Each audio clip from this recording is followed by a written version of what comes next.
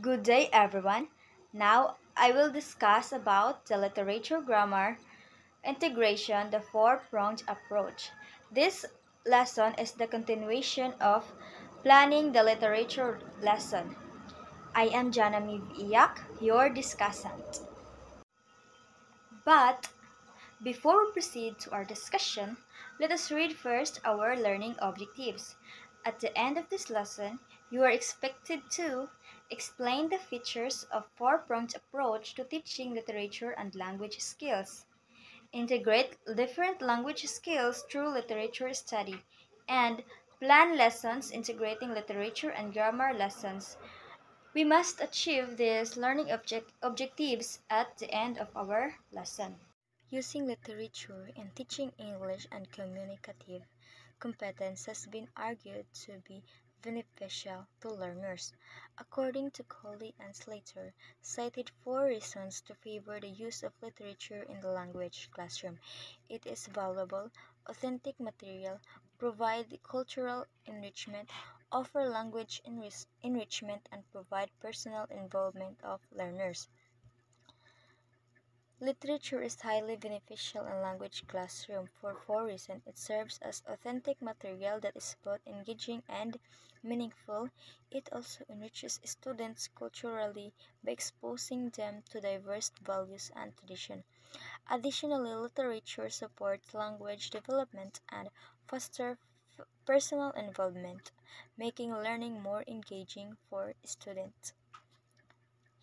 It is a rich source for learning reading according to Strong 1996. The use of different literary genres help in teaching communicative skills as they provide context to develop not only reading strategies but also vocabulary acquisition and grammatical forms and appreciation of others' cultural values. So, Strong emphasized that literature is a powerful tool for teaching reading skills by exploring literary genres. Learners not only develop reading strategies and expand their vocabulary, but also gain a deeper appreciation for cultural values embedded in the text. In a study, Beck and McKeown 2001 noted an increase in the vocabulary of the learners attributed to specific vocabulary activities associated with reading text. Among young learners, oral reading is useful in developing their knowledge background, exposing them to new word meaning in other contexts and promoting incidental learning of grammatical points. Beck, Beck and McKeown 2001 noted that learners significantly improves their vocabulary when engaging in specific activities tied to reading literary text. These texts provide meaningful text that help learners understand and retain new words effectively. Mayer and Wardop highlighted the value of oral reading of young learners. It helps them develop background knowledge, introduces them to word meanings in diverse contexts, and encourages incidental learning of grammar, making it an essential activity of early language development. One approach to integrating literature the language class is the four-pronged approach, developed by Basilisa Manhit, reading professor of the University of the Philippines. The approach is rooted in several philosophical foundations, namely, it is literature based, it is holistic, and its emphasis is on the process of transfer, according to Ocampo and Hermosa. This approach emphasizes transferring learning into real life application, making it both practical and impactful. Prongs are: first, we have the first prong, genuine love for reading. The objective is in this stage is to develop learners' appreciation to read. To achieve it, teachers need to select a literary selection, a story or a poem that is appropriate to the learner's characteristic, interest, age, and vocabulary level. The journey begins with cultivating a genuine love for reading. This first prong is all about selecting texts that resonate with learners' interest, age, and vocabulary. When students enjoy what they read, they engage deeply. It's the part of the first prong, the genuine love for reading. First, we have the pre-reading activities involved motivating the learners to create interest for them to read. Activating the prior experience related to the reading selection can make learners see the connection between what they know and what is to be read. Difficult words are unlocked. Let's talk about the pre-reading activities. Think of this stage as a warm-up. It's about preparing learners to dive into the text with curiosity and focus. Before we even start reading, we aim to spark interest. This can be done by connecting the text to student prior knowledge or experience. Another key step is unlocking difficult words. Imagine coming across unfamiliar terms while reading it can be discouraging, right? Helping students understand these words beforehand empowers them to focus on the story itself. A motive question is raised. It is a question about the reading selection that will engage the learners into an active inquiry. As they read, it serves as the purpose for reading. Example given: what is the story all about? What does the main character want to achieve? Then learners read the selection while reading. Readers monitor the reading if they comprehend it, guided by the motive question. The motive question works like a guiding light. It keeps students engaged and helps them focus on the key aspects of the text. They have the purpose in mind. They're more likely to read with intention and curiosity. The second part of the four prong is the critical reading. After reading the selection, the teacher engages the learners to process the reading activity. It involves post-reading activities. The learners answer the motive question, then they answer different types of reading comprehension questions. First, we have the literal questions, reading the lines. Questions whose answers are directly found in the selection read.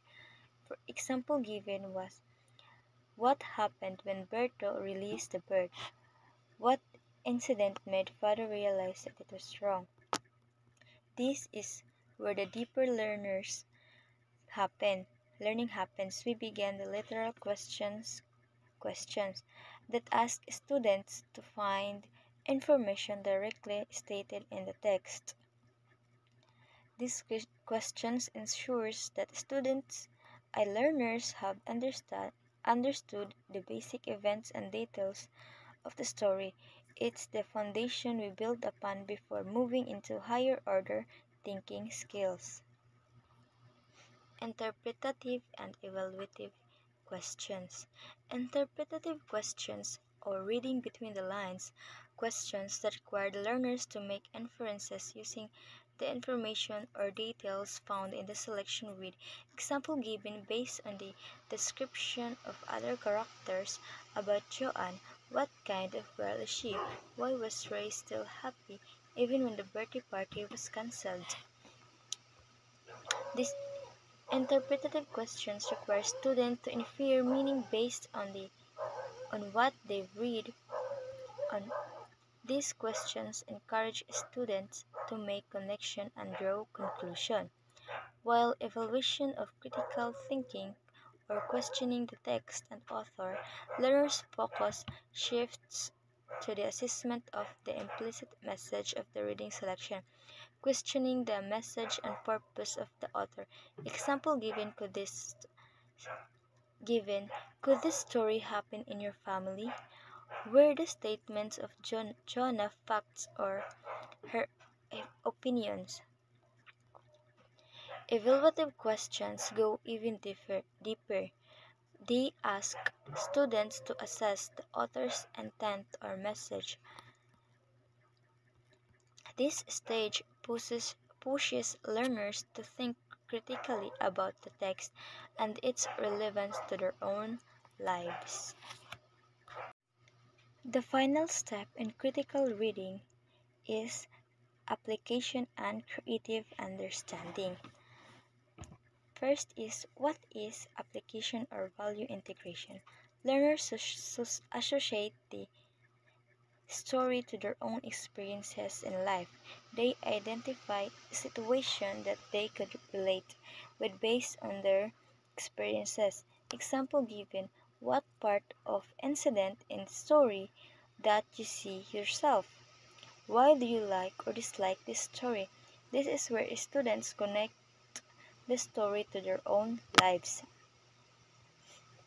Creative understanding: learners transform the message they understood from the reading selection in a new form.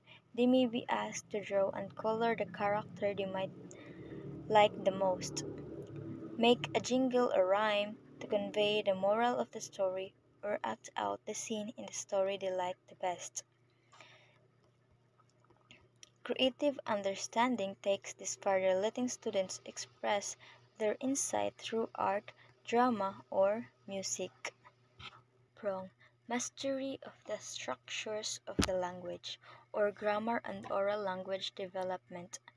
As learners respond to the question in the second prong, they developed speaking and listening skills as they talk about the selection read. In addition, the teacher selectively writes on the board models or example of functional language. As teachers guide them in processing these examples, learners discover the grammatical structures illustrated by sentences. They form generalization about patterns observed from the given samples. After that, learners are given practice exercises to develop mastery of the grammatical structures learned. The teacher the teacher then introduces grammatical patterns through example drawn from the text. Practice exercises follow, ensuring that students internalize these structures. The final prong: at the lower grade levels, learners are engaged in activities to develop phonemic awareness, decoding, and encoding skills. At the higher grade levels, learners engage in oral reading of portions of the selection by observing correct word and sentence stress, phrasing, and blending of the final sound of a word to the initial sound of the next word. Activities taping the multiple intelligences of the learners could be utilized for this purpose. This final prong is the transfer stage, where students apply what they've learned. For younger learners, they might mean decoding and phonemic awareness activities. For older students, it involves oral reading with correct intonation and stress. This stage ensures that learning is not just theoretical but practical and versatile. To end our discussion, I'd love to hear your thoughts about our discussion. How do you see yourself applying the four-pronged approach in your teaching or learning? Which part of this method excites you the most and why? Just comment down below your thoughts and we'll discuss it in the comment section.